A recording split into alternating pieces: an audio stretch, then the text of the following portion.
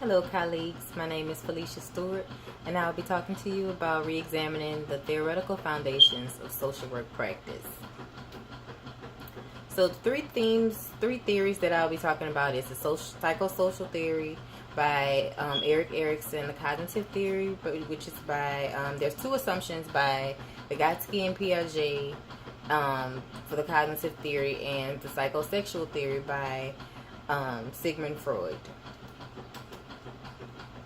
For the psychosocial theory, there's 8 stages to Erik Erikson's psychosocial theory, which starts from birth throughout the lifespan of an adult, and the way it goes throughout the whole lifespan, and each stage builds on the next.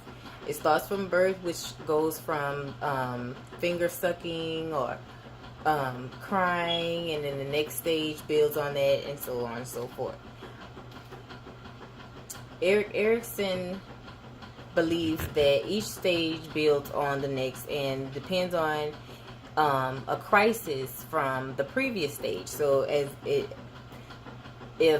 say for example a child went through a traumatic experience as a 1-year-old, then that's setting the blueprint for the way he will react to certain things as an adult.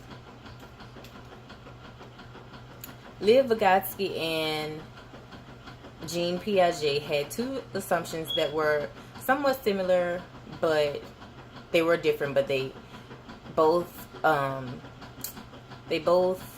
were about the cognitive theory. Vygotsky believed that a child's way of learning was through social interaction, getting out, forming relationships on his own with people outside of his family and friends. So, for example, if my daughter was to go out and form relationships, find her own friends, and just become a social butterfly, then that's her way of learning how to experience meaning, and Jean Piaget's theory was that a child's way of learning is from watching someone else deal with a situation. So if she was to just go and watch me and see how I interact with co-workers or my colleagues or my classmates, then she would be learning how to interact with her classmates and colleagues if she was to watch me. That was Jean Piaget's theory.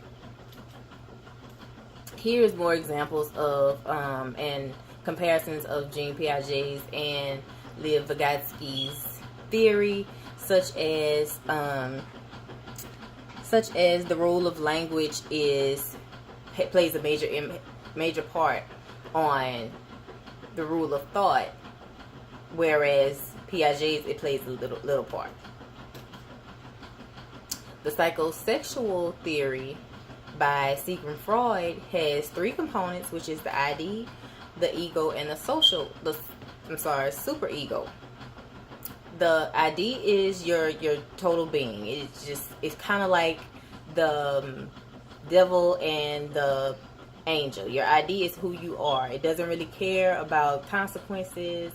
It doesn't care. It just want to do what it wants to do, and that's that. The ego is the middleman. The ego plays the middleman between the ID and the superego. The superego makes you feel guilty. It makes you think about your morals. It makes you think ethically. It makes you really be in touch with reality. Although the ego is your reality, and it finds a common ground between the two. It doesn't want to make the ID mad, and it doesn't want to make the superego mad. So therefore, it finds a median between the two, so everyone can be happy. The ID can get what it wants, and also the superego. However, these 3 components goes along with what the body goes through, the body and the mind goes through from birth through adulthood, which means the ego is a part of the oral anal stage. The oral is like finger sucking or sucking your thumb, and the anal stage is like the anus, withholding, expelling, learning how to potty train. The superego deals with the with finding, masturbation, or just really learning yourself, your body, and what goes with what, and